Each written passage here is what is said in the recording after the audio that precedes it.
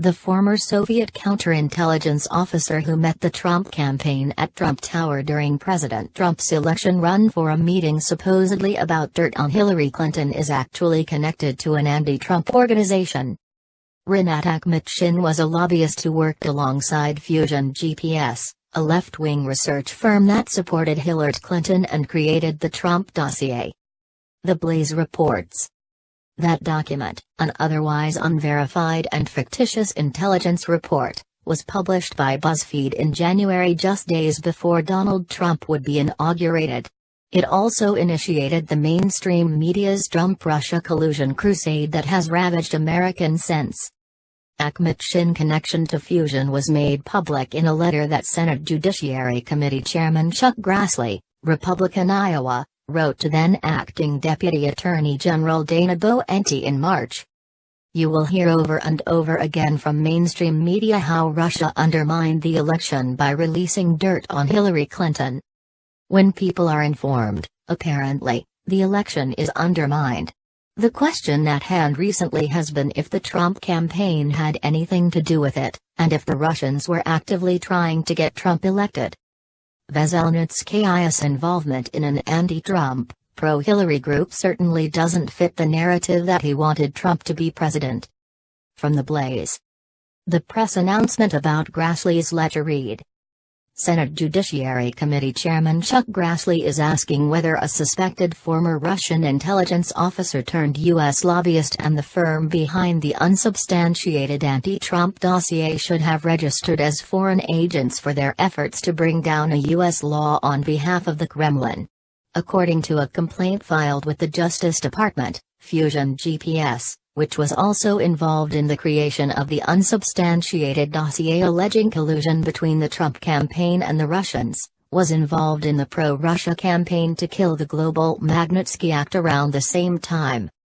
Grassley goes on to write in his letter, it is particularly disturbing that Mr. Akhmetshin and Fusion GPS were working together on this pro-Russia lobbying effort in 2016 in light of Mr. Akhmetshin's history and reputation. Mr. Akhmetshin is a Russian immigrant to the U.S. who has admitted having been a Soviet counterintelligence officer. In fact, it has been reported that he worked for the GRU and allegedly specializes in active measures campaigns, that is, subversive political influence operations often involving disinformation and propaganda. According to press accounts, Mr. Akhmetshin is known in foreign policy circles as a key pro-Russian operator, and Radio Free Europe described him as a Russian gun for hire, who lurks in the shadows of Washington's lobbying world. He was even accused in a lawsuit of organizing a scheme to hack the computers of one of his client's adversaries. As you know, Fusion GPS is the company behind the creation of the unsubstantiated dossier alleging a conspiracy between President Trump and Russia. It is highly troubling that Fusion GPS appears to have been working with someone with ties to Russian intelligence, let alone someone alleged to have conducted political disinformation campaigns as part of a pro-Russia lobbying effort while also simultaneously overseeing the creation of the Trump-Russia dossier. The relationship casts further doubt on an already highly dubious dossier. The actions of Mr. Akhmetshin, Fusion GPS, and the others described in Mr. Browder's complaint appear to show that they acted on behalf of a foreign principal. This is exactly the type of activity Congress intended to reach with FARA. When properly enforced, FARA provides important transparency.